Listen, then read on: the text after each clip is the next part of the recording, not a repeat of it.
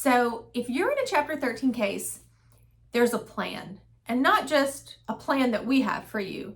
There's literally a plan, and it is the master document, the mastermind of your case. Think of it like that. That's telling the court what you're going to do, how you're going to do it, and how you're paying, and that is what the court goes by. So you're going to hear us talk about the plan. The plan, though, is very important. So what I want to explain to you today is when you filed your case, your plan was filed as well. Now, if you look at the plan, yes, of course, there's legal mumbo jumbo on there that's really something only attorneys understand, and that's just the way it is. But there are parts of the plan that, of course, you can see and understand, like how much are you paying every month. So if you look at your plan, it will say you are paying X amount of dollars a month. Now, some people, not everybody, but sometimes people, they'll be paying one payment for a while, for several months, and then though their payment will go up. We call it a step. And it goes up because in the future, the court knows, or we know, that you're going to now have extra income in your case that's going to allow you to step up your payment. For example, you're paying a 401k loan. Well, most plans are 5 years. If your 401k loan is going to be paid off in a year, payment's going to go up because you've got extra money. What if you have a non-filing spouse? They've got a car payment. Okay, well, if their car payment ends before you get out of your case, well, extra money. So you would see a step payment showing that income or your payment increases due to this. Now, clients will start freaking out over this. They're like, yeah, but this is going to end, but I've been cutting my expenses here because I'm not going to make it. Oh, okay, that's fine, and we can address that when it happens. But we don't travel to the future and try to fix it in the future. That's not what we do. No. So I want you to understand when your plan is written, it is written as to what is going on right now. Now, here's the lovely thing about plans. Let me give you an example. I have so many clients that when we're doing their budget, their food budget may be low, or they're not buying any clothes, or they barely do anything, pay anything for personal expenses, like for your hair or your nails or something like that, which you're allowed to spend money on.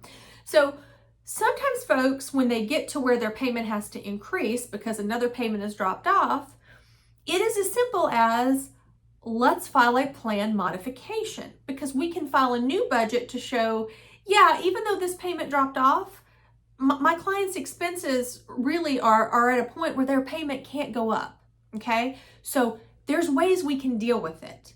So don't just assume, oh, I'm stuck and this is gonna happen and now I have to pay more. Sometimes you might have to. Sometimes your budget may not be able to show that, that there's additional expenses and that the payment should stay the same. But a lot of times there is. So don't panic or freak out when you see those steps.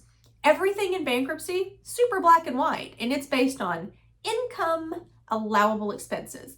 So when you look at your plan, make sure you see what your payment is. If you have a step, it may go up in a year, it could be 3 years, whatnot. You need to make sure that you're marking that as well. Now, other thing you need to look at in your plan is the ACP. And I've got another video on the ACP, but just make sure you understand that ACP does not mean that's how long you're in bankruptcy. Doesn't mean that. Because most people will see 36 months ACP and they're like, oh, I'm out of bankruptcy in 36 months. No, you're not necessarily. Most cases that we write out for 5 years because that gives you the lowest payment. Most people I meet with, first thing they say is, I need my payment to be as low as possible. No problem. Cool. Get it. So the 36-month ACP, that's not what that means. Again, you're going to watch the next video. I'll go into so much detail about the ACP. You'll be able to write a report on it.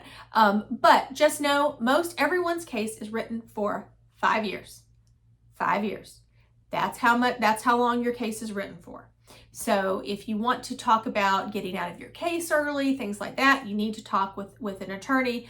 However, make sure that you've also gone through my next couple of videos that also talk about getting out of your case early, what that can mean, and ramifications. So anyway, want to just talk about the plan so that you understand what it is. And it is the controlling document that tells the court how we're going to deal with things. Other thing, be aware is if you have secured debt, so if you have a house, you have a car, you'll see these payments, and it'll say that the creditor is going to receive a certain amount, and then it's going to step up to pay that creditor, in so many months or whatnot. So just know that means, because some people are like, no, but my car payment was this. No, that's not.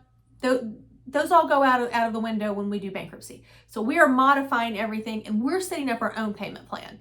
So that doesn't come into play. Let me put it that way. The way we have it calculated out is at the end of your case, you will be good, everything will be paid, and you move on. So that is how the plan works.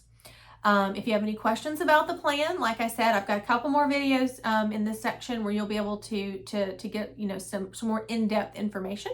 But if you ever want to review your plan, you can always set up an appointment with us, and we're happy to review that with you.